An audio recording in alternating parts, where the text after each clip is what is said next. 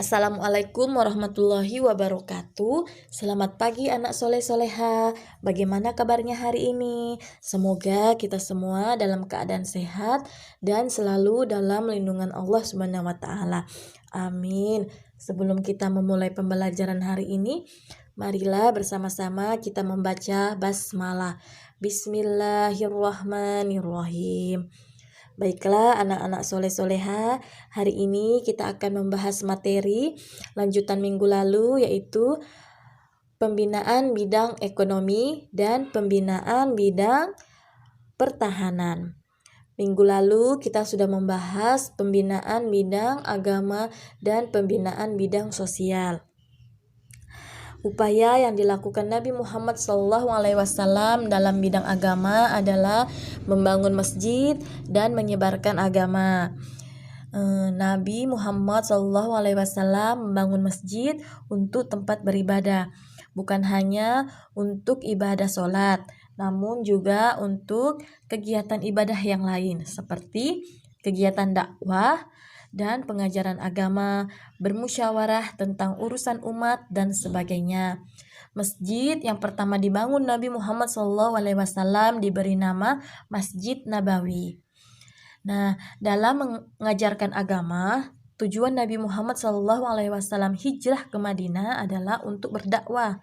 Untuk itu, sesampainya di Yastrib atau kota Madinah, beliau menyampaikan dan mengajarkan agama Islam kepada umat manusia. Kegiatan pengajaran ini dilakukan oleh Rasulullah dan para sahabat. Kegiatan ini dipusatkan di masjid dan di rumah-rumah penduduk. Nah, bagian yang kedua yaitu pembinaan bidang sosial. Usaha yang dilakukan oleh Nabi Muhammad SAW dalam membangun masyarakat di bidang sosial antara lain adalah melakukan pernikahan antara kaum muhajirin dan kaum ansor. Yang kedua, berdakwah yang dihadiri oleh kaum ansor dan muhajirin dalam satu tempat. Yang ketiga, berbuat adil dan tidak membedakan status sosial seseorang.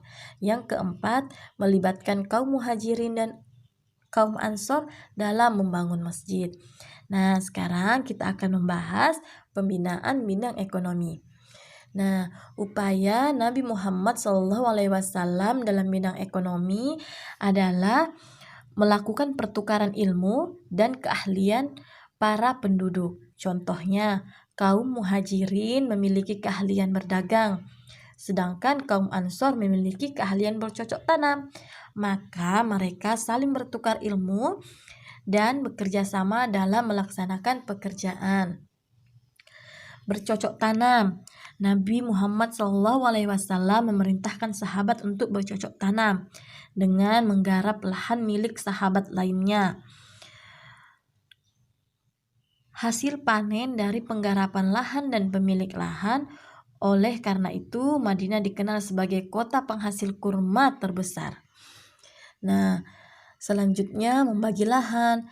Nabi Muhammad SAW membagi sejumlah lahan kepada para sahabat yang belum mempunyai lahan untuk tempat tinggal maupun untuk ditempati melakukan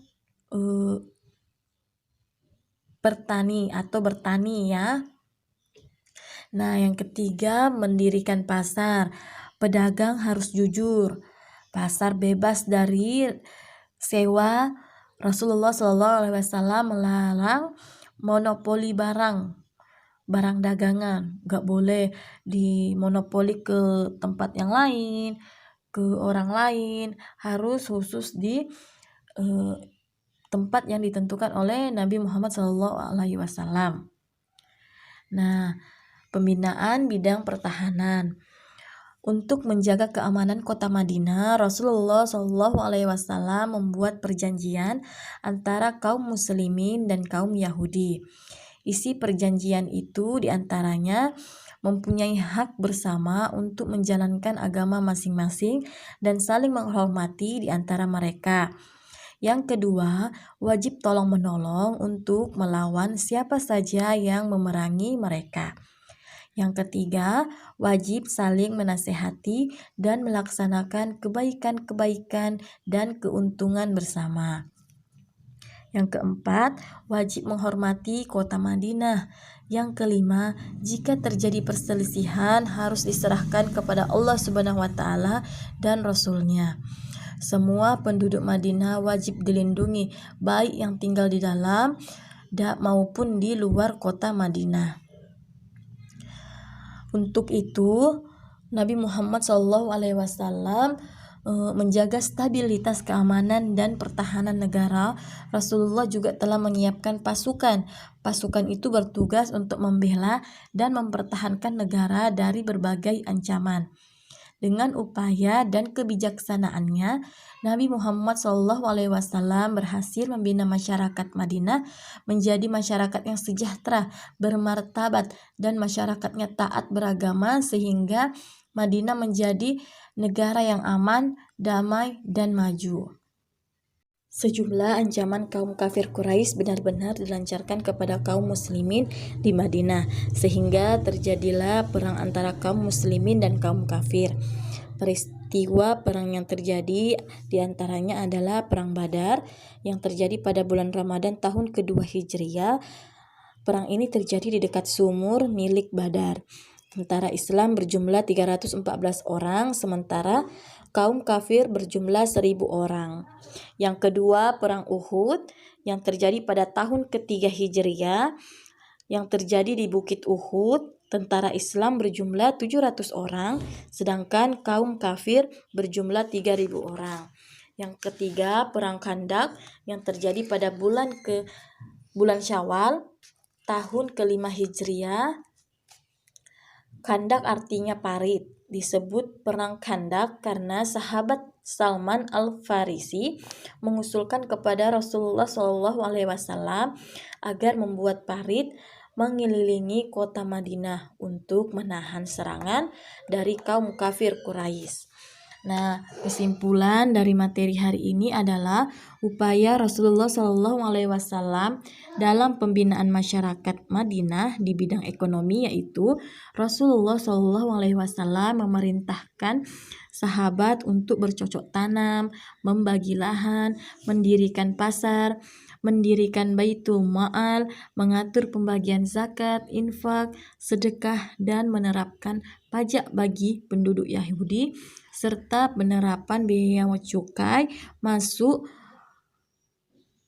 ke kota Madinah atau ke luar kota Madinah. Upaya Rasulullah SAW dalam pembinaan masyarakat Madinah bidang pertahanan, yaitu membentuk satuan-satuan tentara untuk kepentingan pertahanan. Dalam masa pembinaan bidang pertahanan ada 3 perang yang terjadi, yaitu Perang Badar, Perang Uhud, dan Perang Khandaq. Nah, tugas untuk hari ini adalah silahkan anak soleh-soleha membuat peta konsep atau pengelompokan 4 bidang pembinaan, yaitu bidang agama, bidang sosial, bidang ekonomi, dan bidang pertahanan. Silahkan kalian buat di kertas buffalio atau kertas HPS. Buat secantik atau semenarik mungkin. Nanti silahkan dikirim melalui WA Ustazah. Dan jangan lupa sertakan nama dan kelas.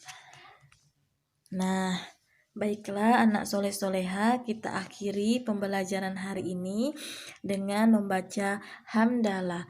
Alhamdulillahirabbil alamin. Tetap semangat, belajar dari rumah, tetap jaga kesehatan, dan tugasnya jangan lupa dikerjakan ya. Sekian dari Ustazah. Assalamualaikum warahmatullahi wabarakatuh.